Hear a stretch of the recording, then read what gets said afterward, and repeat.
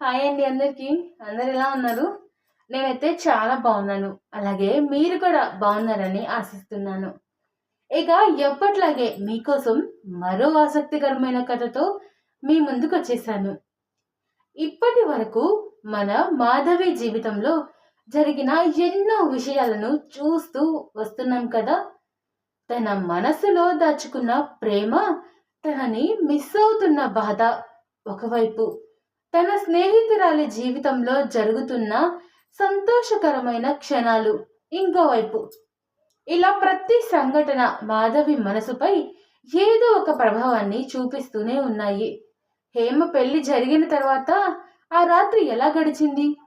అసలు మాధవి ఎందుకు అంత బాధగా నిద్రపోతోంది?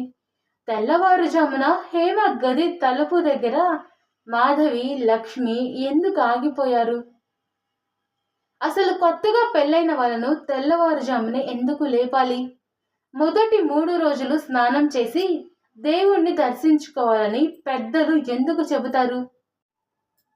చిన్నపిల్లలు కొత్త దంపతులను చూడకూడదని చెప్పడం వెనుక ఉన్న అసలు కారణం ఏంటి? ఈ ఆచారం వెనుక తరతరాలుగా వస్తున్న ఒక అందమైన జానపద కథ కూడా ఉంది. అదేంటో ఈరోజు కథలో తెలుసుకుందాం.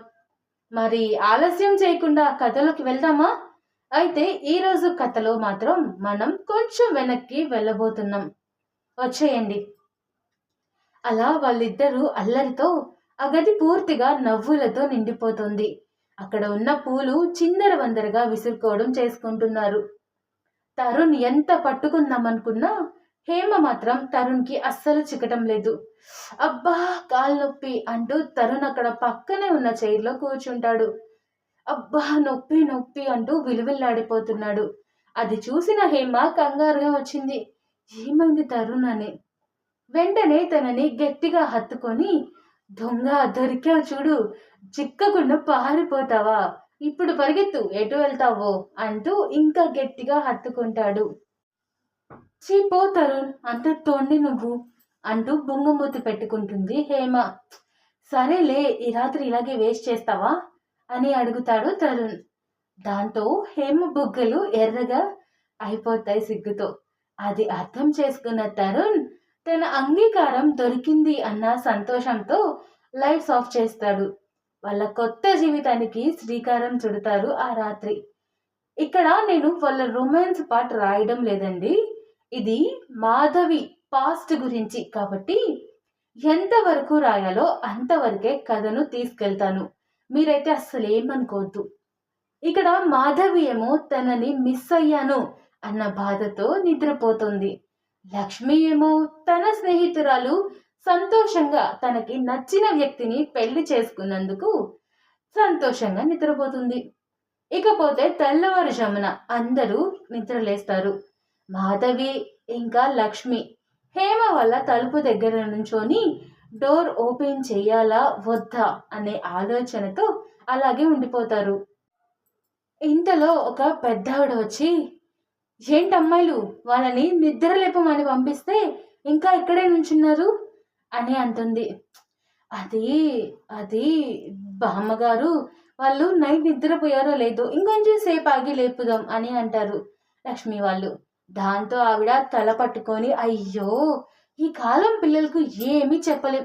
ఒకవేళ ఒక పని చెయ్యండి అని చెప్తే దానికి ఏంటి ఎందుకు అని 100 క్వశ్చన్స్ వేస్తారు. ఇదిగో అమ్మాయిలు, కొత్తగా పెళ్ళైన వాళ్ళు పొద్దు పొడవక ముందే లేచి స్నానం చేసి దేవుడికి దండం పెట్టుకోవాలి. ఆ తర్వాత ఇంట్లో వారిని చూడాలి. ముఖ్యంగా ఇంట్లో చిన్న పిల్లలు ఉంటే వాళ్ళను చూడకూడదు. సరేనా? వెళ్ళండి, వెళ్ళి వాళ్ళని లేపండి అని అంటుంది బామ్మగారు. బామ్మగారు, స్నానం చేయకుండా వాళ్ళని చూస్తే ఏదైనా సమస్య వస్తుందా? అదే కాక అమ్మాయిలు, అదేమీ అశుభం కాదు. సరే, మీకు అర్థమయ్యేలా ఒక చిన్న కథ చెప్తాను వినండి. నాకు మా అమ్మమ్మ శోభనం రోజు చెప్పింది. ఆవిడకి వాళ్ళ అమ్మమ్మ చెప్పింది. ఆవిడకి వాళ్ళ అమ్మమ్మ గారు. ఇలా వస్తున్న కథను ఇప్పుడు మీకు చెప్తాను, శ్రద్ధగా వినండి. మొదటి 3 రోజులు వేకువజామునే స్నానం చేయాలి. చిన్నపిల్లలు చూడకూడదు అనే ఆచారం వెనుక ఒక జానపద కథ కూడా ఉంది. అనగనగా ఎంతో కాలం క్రితం ఆనందగిరి అనే రాజ్యం ఉండేది. ఆ రాజ్యాన్ని ధర్మసేనుడు అనే రాజు పరిపాలించేవాడు. ఆయన ప్రజలను తన సొంత కుటుంబంలా చూసుకునేవాడు. రాజ్యంలో ప్రతి పండుగ, ప్రతి వివాహం ఎంతో ఘనంగా జరిపించేవాడు. ఒకరోజు యువరాజు వీరేంద్రకు పొరుగు రాజ్యపు యువరాణి పద్మావతి దేవికి వివాహం జరిగింది. ఆ పెళ్లి వైభవం గురించి చుట్టుపక్కల రాజ్యాలన్నీ మాట్లాడుకునేంత అద్భుతంగా జరిపించారు. పెళ్లి పూర్తయిన తర్వాత పెద్దలు కొత్త దంపతులకు ఆశీర్వాదాలు ఇచ్చి శోభనం గదిలోకి పంపించారు. మరుసటి రోజు ఉదయం రాత్రంతా అలసిపోయిన యువరాజు యువరాణి ఆలస్యంగా నిద్రలేచారు. ఇంకా స్నానం కూడా చేయలేదు. అంతలో రాజ్మహల్లో ఆడుకుంటున్న చిన్న చిన్న పిల్లలు వారిని చూసి చుట్టూ చేరిపోయారు. అన్నయ్య, ఇంకా నిద్రపోతున్నావా? వదిన గారు, మీ జుట్టు ఎందుకు ఇలా ఉంది అని అడగసాగారు. మీ ఇద్దరు ఎందుకు ఇంత సిగ్గుపడుతున్నారు అంటూ అమాయకంగా ప్రశ్నలు వేయడం మొదలుపెట్టారు. ఆ మాటలు విన్న కొత్త దంపతులు ఎంతో ఇబ్బందిగా బాధపడటం మొదలుపెట్టారు. పిల్లలు ఏ తప్పు చేయలేదు, కానీ వారి అమాయక ప్రశ్నలు కొత్త దంపతుల గోప్యతను దెబ్బతీశాయి. ఆ సమయంలో రాజగురు అక్కడికి వచ్చారు. ఆయన చిరునవ్వుతో పిల్లలను బయటకు పంపించి రాజుగారిని ఉద్దేశించి ఇలా అనడం మొదలుపెట్టారు. మహారాజా, చిన్నపిల్లలు దేవులతో సమానం అంటారు. వాళ్లకు ఏమీ తెలీదు, అమాయకులు, కనిపించింది అడుగుతారు. కానీ కొత్త దంపతులకు ఈ రోజులు చాలా ప్రత్యేకమైనవి. వారికి కొంత ఏకాంతం, కొంత గౌరవం, కొంత గోప్యత చాలా అవసరం.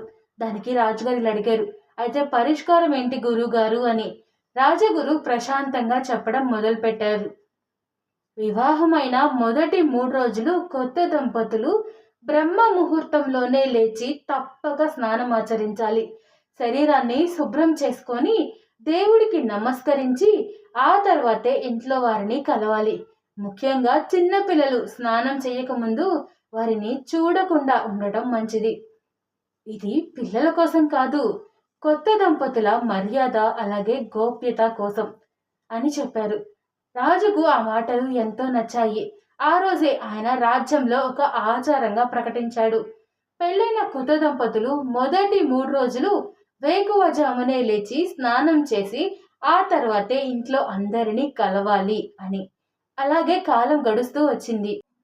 రాజ్యం మారింది, తరాలు మారాయి, కానీ ఆచారం మాత్రం చాలా కుటుంబాల్లో ఇంకా కొనసాగుతూనే వస్తుంది. పెద్దలు తర్వాతి తరాలకు కూడా ఇదే విషయం చెబుతూ వచ్చారు. స్నానం చేయకముందు చిన్నపిల్లలు చూడకూడదు అని చెప్పడం వెనుక భయం లేదు, అపశకునం కూడా లేదు.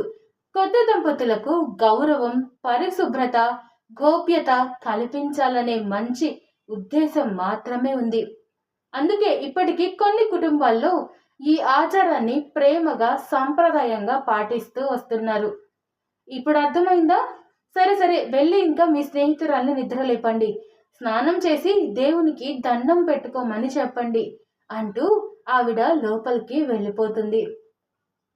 ఇంకా చేసేది ఏమీ లేక హేమ రూమ్ డోర్ కొడతారు మాధవి వాళ్ళు. చాలాసేపు తర్వాత హేమ తలుపు తీస్తోంది.